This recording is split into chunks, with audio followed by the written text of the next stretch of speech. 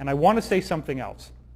One of the things that I learned from whistleblowers from the cabal itself is that they have to work within something they call the rules. And this is very, very important. So I really want to make sure that this gets into the film.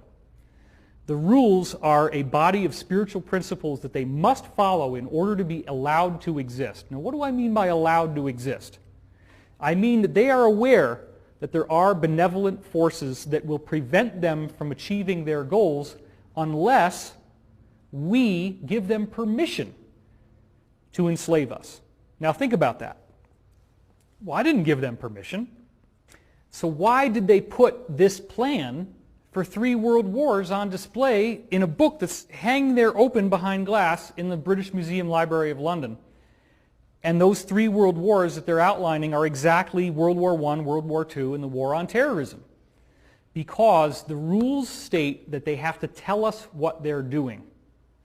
Therefore, if we allow it to happen, we have consented to tyranny, we have consented to enslavement. Now, if you get into the secret history of the cabal, this was rediscovered by Queen Elizabeth, the original Elizabeth that we've heard about from the 1500s.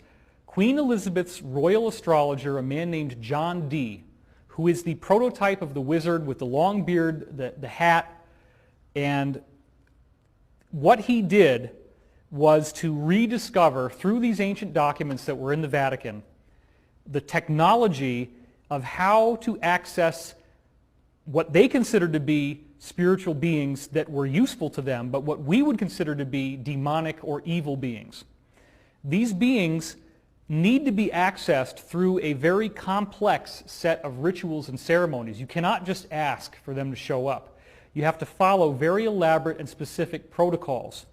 If you follow those protocols, it's like having an IP address, which is what we use to go online in order to notate a website. Every website has its own IP address.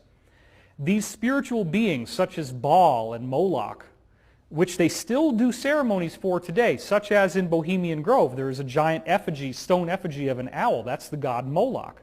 The god Moloch goes all the way back to Rome and Carthage, in which they were offering child sacrifices to this god in exchange for power. So John Dee rediscovered the technology of how to draw the magic circles, how to say the right incantations, how to actually do black magic on a governmental level. This is what people are going to have so much trouble with once disclosure happens, is that these people actually practice black magic, and they are very, very good at it.